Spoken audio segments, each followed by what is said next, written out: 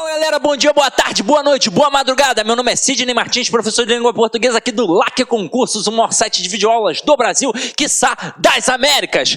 Meu companheiro, vamos parar de enrolação, vamos direto ao ponto. Nossa aula hoje é sobre conjunções coordenativas. E aí você vai lembrar que na primeira aula de classes gramaticais, ao falarmos de conjunções, eu disse que ela é a menina dos olhos da língua portuguesa. Afinal de contas, se você não sabe conjunção, você não é capaz de interpretar com tranquilidade e não é capaz de produzir um texto com tranquilidade. Porque como você vai indicar causa, consequência, finalidade, conclusão, oposição, se você não sabe conjunção? Então você tem de saber. E aí o que a gente trabalhou lá na primeira aula que eu já te pedi?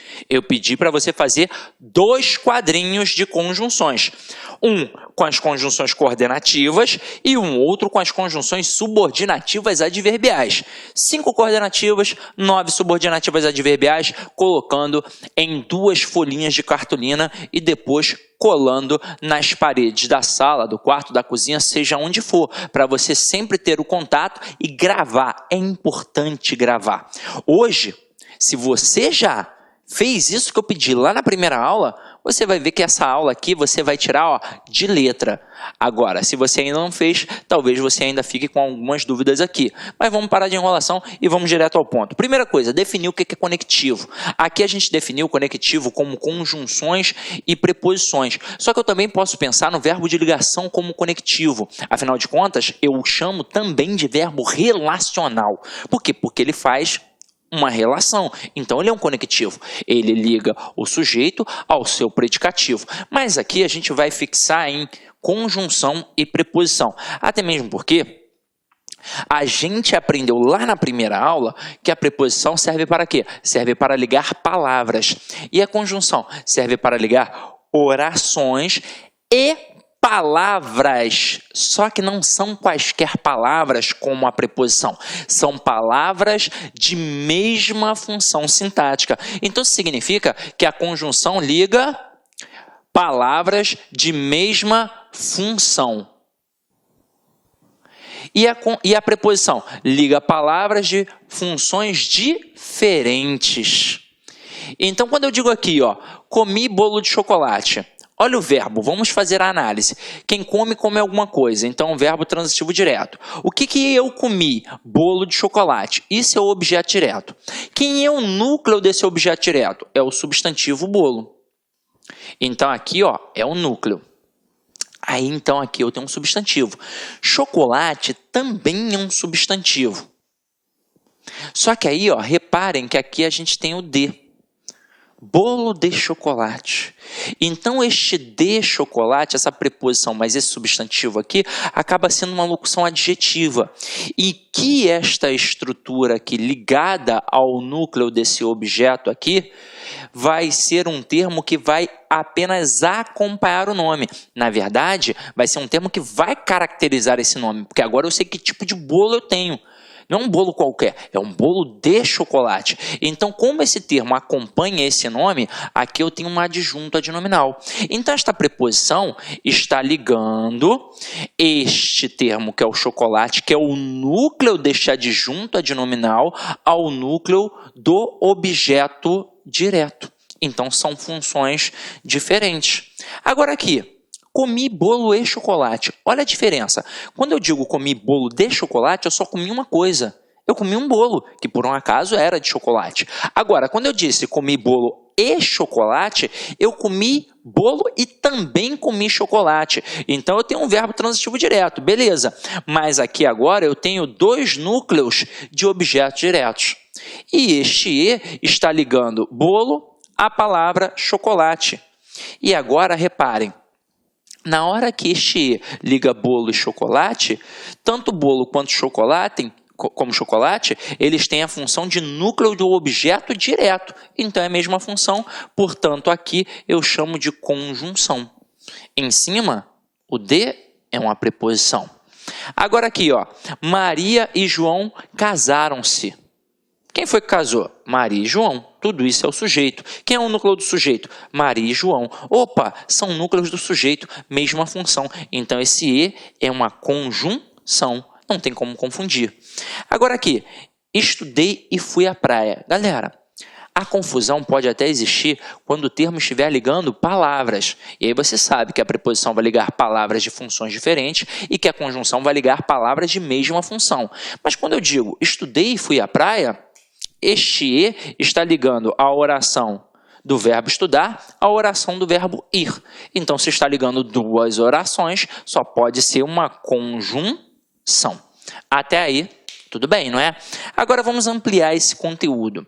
Vamos trabalhar as concepções de coordenação e de subordinação.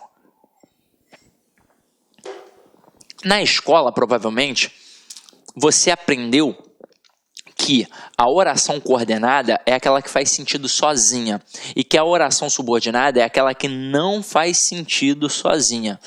Só que aí, você estudando um pouquinho mais, você já deve ter percebido que tem momentos em que aparecem orações coordenadas e que para você não faz o menor sentido. Aí, caramba, você fica completamente perdido. Vamos estudar isso agora de forma bem racional. Primeiro, vamos definir as estruturas, como é que elas funcionam. Vamos lá, quando eu tenho um período simples, como é que eu represento esse período simples? Eu represento através da seguinte árvore linguística, que é o sistema SVC, que é o sujeito, o verbo e o complemento. Então, eu mostro que o período simples tem apenas um verbo, apenas uma oração. Tanto é que eu posso chamar essa oração de oração absoluta. Até aí, tudo bem? Beleza, tranquilo. Agora, eu também tenho um período composto. Eu vou apagar aqui para a gente poder trabalhar o período composto com mais calma. Afinal de contas, eu não tenho um quadro enorme numa sala presencial. É uma TV, né? Então, vamos lá. Quando eu pego o período composto, esse período composto, ele tem dois ou mais verbos. Então, eu vou dividir em período composto por coordenação e em período composto por subordinação. Vamos lá. Vamos começar a ampliar o conceito que a gente aprendeu na escola sobre coordenação e subordinação. O que são termos coordenados? São termos que estão assim, ó, um do lado do outro. Eles são equiparados, ou seja, eles são idênticos sintaticamente. Isso significa que eles são independentes. Um não vai exercer função sintática em relação ao outro. Tanto é que eu represento assim, ó, SVC barra SVC. Como eles são elementos de mesma função sintática, eu posso, inclusive, colocar uma vírgulazinha ali no meio. Olha só que interessante. Na aula de pontuação a gente vai aprofundar esse conteúdo. Mas esta vírgulazinha aqui foi a primeira vírgula que você aprendeu lá na sua vida. No ensino fundamental, é a vírgula enumerativa, que serve para isolar elementos de mesma função sintática. Então, olha só que parada bacana. No período simples, na ordem direta do sistema SVC, não pode ter vírgula, porque eu não posso separar o sujeito do verbo, nem o verbo do complemento exigido por ele. Mas e aqui, ó, eu tenho dois elementos de mesma função. Então, eu coloco uma vírgula para isolar esses dois elementos de mesma função. Em que momento eu não vou colocar a vírgula aqui na oração coordenada? Quando eu tiver um E que indicar o quê? A soma. Detalhe, você também aprendeu isso quando era criança, na mesma listinha. Quando eu digo comprei banana, vírgula, abacate, vírgula, e morango, na hora que você coloca o E, você não coloca a vírgula, porque não tem necessidade, porque você já está indicando o quê? A soma ali, através da conjunção, que indica a soma. Agora, se eu disser Pedro estudou, mas não passou de ano, eu vou ter o seguinte, Pedro estudou, vírgula, para separar a oração coordenada assindética da sindética. E aí eu vou colocar a conjunção, o mais, e vou continuar. Por que eu coloco o mais depois da vírgula? Porque a vírgula está exatamente no meio das orações. E a conjunção, ela faz o quê? Ela liga orações. Então, ela também, como posição original, vai ficar no meio das orações. Então, vamos lá. Eu tenho a oração coordenada assindética e a oração coordenada sindética. O que significa oração coordenada assindética? Significa que ela não tem o síndeto, que é o conectivo, ou seja, a conjunção. E que é uma oração coordenada sindética? É aquela que tem um síndeto, é aquela que tem o conectivo, é aquela que tem a conjunção. Que conjunção? As conjunções coordenativas, que são 5. Agora, olha o mais interessante. Como é que eu vou entender isso daqui de forma bem racional? A coordenação tem uma estrutura fixa. E o que isso significa? Que a estrutura da sentença sempre se dará assim. Primeiro a oração coordenada assindética e depois a sindética. Ou seja, eu não tenho como começar uma oração coordenada com uma conjunção. Eu não tenho como fazer a permuta, é impossível. Então, primeiro a assindética e depois a sindética. Agora, quando eu falo em período composto por subordinação, diferentemente da coordenada, que os dois estão no mesmo patamar, os dois elementos, né, as duas orações estão no mesmo patamar, eu tenho um termo hierarquizado, em que eu terei uma oração principal aqui em cima e uma oração subordinada aqui embaixo, dependendo da principal para poder fazer sentido. É por isso que a gente diz que a oração subordinada nunca vai ser uma frase. Afinal de contas, frase é qualquer enunciado que possua sentido completo. Como é que a oração subordinada vai ser uma frase? Ela não tem sentido completo, ela depende da principal para poder fazer sentido. E aí, como é que eu vou representar através das árvores linguísticas? Eu vou representar assim, ó, SV, aí eu complemento ali em cima, e dentro daquele complemento, eu vou botar um outro sistema SVC. Por quê? Porque dizer que um termo é subordinado a outro é a mesma coisa que falar que este termo está inserido no outro, ou seja, dentro do outro. Então, a oração subordinada, ela está dentro da oração principal. É por isso que ela não tem sentido sozinha. Ela depende da principal para poder fazer sentido. Agora, quais são os tipos de orações subordinadas que nós temos? Nós temos 3. Nós temos a oração subordinada substantiva, nós temos a oração subordinada adjetiva e nós temos a oração subordinada adverbial. Opa! Como é que a gente identifica cada uma? A gente identifica através do elemento que encabeça a oração subordinada. Que tipo de elemento, que tipo de classe gramatical vai encabeçar a oração subordinada substantiva? É uma conjunção integrante, que pode ser o que ou o se. Agora, e quem vai encabeçar a oração subordinada adjetiva? É o pronome relativo. Que, qual, quem, onde, cujo, é assim.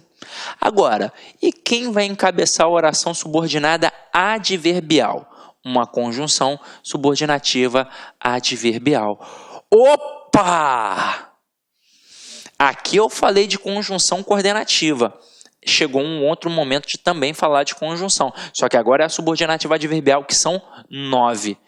Aí agora a gente vai entender por que na época da escola você teve tanta dificuldade com isso e aprendeu meio assim, né, meia boca. Por quê? Porque o seu professor provavelmente seguiu a sequência tradicional das gramáticas.